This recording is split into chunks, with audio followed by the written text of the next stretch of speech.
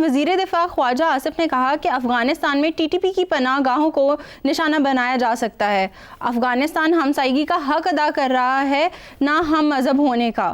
آپ صرف پاسپورٹ اور ویزے والے پاکستان آئیں گے. اس بارے میں حسن صاحب آپ کا کیا تبصرہ ہے؟ دیکھیں بات سنیں، نارملی تو یہ خواجہ آصف ادھر ادھر کی مارتے اور ہانکتے رہتے ہیں، لیکن بہت تاریخی، بہت پتے کی، بہت خوبصورت اور بڑی مضبوط بات کی ہے خواجہ آصف نے. تاریخ اٹھاؤ. مجھے اس لفظ سے نفرت ہے، برادر برادر برادر. وہ پوری اپنی تاریخ سامنے رکھ کے میرے ساتھ آ کے بیٹھ جاؤ. وہ طاقت کے کھیل میں ویسٹ مہذب ہو گیا، اس نے دے لیڈ آؤٹ، ادروائز طاقت پوری دنیا میں یہی تھا. اور ہمارے ہاں تو خدا کی پناہ ہے، ہمارے ہاں تو لرز اٹھتا ہے آدمی. باپوں نے بیٹے، بیٹوں نے باپ، بھائیوں نے بھائی، برادر. یہ بہت تاریخی اور پتے کی بات ہے. خواجہ آصف جیسے لوگ، یہ میں تبھی کہتا ہوں مجھے ان سے نفرت بھی اسی لیے سیاستدانوں سے، یہ قوم کا دماغ ہوتے ہیں، ہمارا دماغ چلے ہوئے ہیں. یہ ان کا کام ہے اس طرح کی باتیں کرنا. جو ہم جیسے لوگ کہہ کے تو پھر برا بھلا سنتے ہیں، ان کا کام ہے. کوئی برادر برودر نہیں آئے، ہم تو گلیوں میں برادر نہیں ہیں. آپ کا فرقہ کچھ، میرا کچھ، آپ کی ذات کچھ، میری کچھ، آپ کی پارٹی کچھ، میری کچھ، آپ کا طبقہ کچھ، میرا کچھ. وہ ہم تو ایک ساتھ نہیں ہیں. اپنی گلیوں میں برادر. بالکل ٹھیک کہا اس نے کہ وہ نہ ہم مذہب ہونے کا، اور یہ پہلے بھی نہیں ہوا. یہ صدیوں پہلے کبھی ہوا ہے تو بتائیں مجھے، کون سی نئی بات ہے؟ جو پڑھے لکھے ہیں وہ کہتے ہیں کہ وہ پاپولر بات کرو، پاپولر بات کرو. اب لوگوں کے جگر چھلنی ہو جائے. ہم جن لوگوں کے لیے بہت چیخاں مار رہے تھے، لوگ میرے ساتھ پڑھتے رہے یونیورسٹی میں. یہ سارے بنگالی بھائی، فلسطینی بھائی یونیورسٹی میں، جب میں یونیورسٹی میں تھا اس وقت تو یہ بہت ہوتے تھے. ہمارے تو خاص طور پہ آنرز میں کوٹا تھا بنگالیز کا. تو کوئی اچھا، میرے جتنی شاید ہی کبھی کسی نے، وہ جو حرام پہ کرتے ہیں جا کے حج عمرے اور یہ اور وہ پلے سے نہیں کرتے، ان کی بات نہیں میں کر رہا، یا ان کے ٹکڑوں پہ پلنے والے جو کرتے ہیں یہ کاروبار. میرے سے زیادہ عرب ورلڈ کس نے دیکھی ہے؟ میرے تو 20 سے زیادہ وزٹس ہیں. تو برادر برودر ہوتا ہے بھائی. اگر دیکھو سکے بھائیوں کے درمیان بھی اگر فرق آ جائے جتنا ہمارا ہے خوشحال مسلمان ملکوں سے، یا بدحال یا زیادہ انتہا پسند کم، بہت فرق آ جائے سوچ میں، سٹیٹس میں، تو ان کے رشتے نہیں ہوتے آپس میں.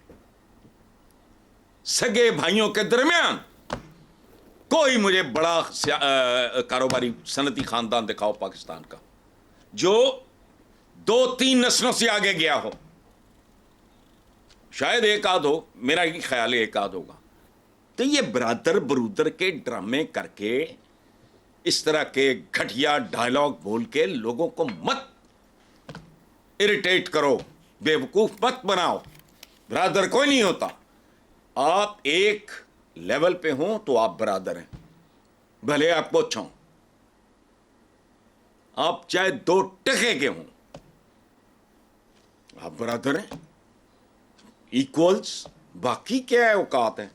تو وزیر دفاع خواجہ آصف نے بہت اعلیٰ، بڑی بنیادی، یہ ہم مذہب ہم بیچتے ہیں. ہم مذہب کیا ہوتا ہے؟ مجھے یہ سمجھائیں. ہم مذہب نہیں ہیں سارے. یہ جو فرقے فلانے ٹمکانے، بنگالیز ہمارے ہم مذہب نہیں تھے.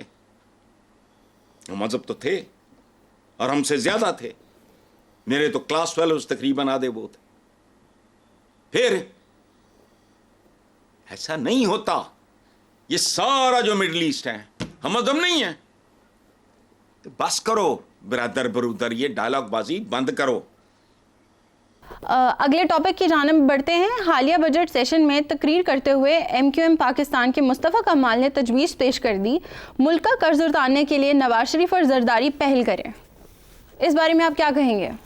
دیکھو مصطفیٰ کمال تو میرے بھائیوں کی طرح ہیں, اسمارٹ آدمی ہیں, بیبا آدمی. ہمارے پنجابی میں ایک لفظ ہے بیبا, بھلا پیارا آدمی, لیکن اس دفعہ بونکی ماری ہے. ذہین بھی ہے, پڑھا لکھا بھی بہت, پر بہت بونکی ماری ہے. یعنی پتہ نہیں مصطفیٰ کمال نے اس دن کس چیز, جس دن یہ بیان دیا ہے, ناشتے میں کیا کھایا تھا, یا کسی نے ابھی بھنگ تو نہیں پلا دی دھوکے سے. وہ نیک پاک آدمی ہے, میں جانتا ہوں. یعنی کمال ہے بھائی, اچھے آدمی ہو بھائی تم. تو بھائی تو انہوں نے پھڑوانا ہے. وہ جدوں ارباں ڈالر ریزگاری سمجھ کے جدوں قرضہ چکان گے پاکستان کے تو پھڑے جان گے. یعنی دو دھاری تلوار چلائی ہے مصطفیٰ کمال نے. پتہ نہیں مصطفیٰ کمال کو کیا ہوا ہے. اس کو چاہیے مصطفیٰ کمال کو مجھے فون کر کے بتائے کہ بس میرے سے غلطی ہو گئی. حسن صاحب, کئی روز سے مسلسل ایک اشتہار چھپ رہا ہے جس میں ایک بچی وزیر اعظم اور وزیر خزانہ سے کہہ رہی ہے کیا محفوظ اور غذائیت بھرپور دودھ میرا کوئی حق نہیں ہے. اشتہار میں دی گئی معلومات کے مطابق 40% بچے اور نشو و نما یعنی اسٹینٹنگ اور 29% وزن میں کمی کا شکار ہیں. اس پہ آپ کیا کہیں گے, آپ کیا اپنی رائے دیں گے؟ نہیں تو یہ اشتہار میں نے بھی دیکھا ہے, یہ نامکمل اشتہار ہے. دیکھو نا, وہ بچی ایک سوال پوچھ رہی ہے, اس کا نیچے کانٹیکٹ ہونا چاہیے تھا. کوئی اور ڈھیٹ جواب دیتا نہ دیتا, میں تو ضرور دیتا کہ بیٹا نہیں, تمہارا کوئی حق نہیں ہے. محفوظ اور غذائیت سے بھرپور دودھ پر تو کیا, تمہارا عام دودھ پر بھی کوئی حق نہیں ہے. تمہارا صاف پانی پہ بھی کوئی حق نہیں ہے. تمہارا اسکول جانے پہ بھی کوئی حق نہیں ہے. تم بیمار ہو جاؤ, تمہارا علاج بھی تمہارا حق نہیں ہے.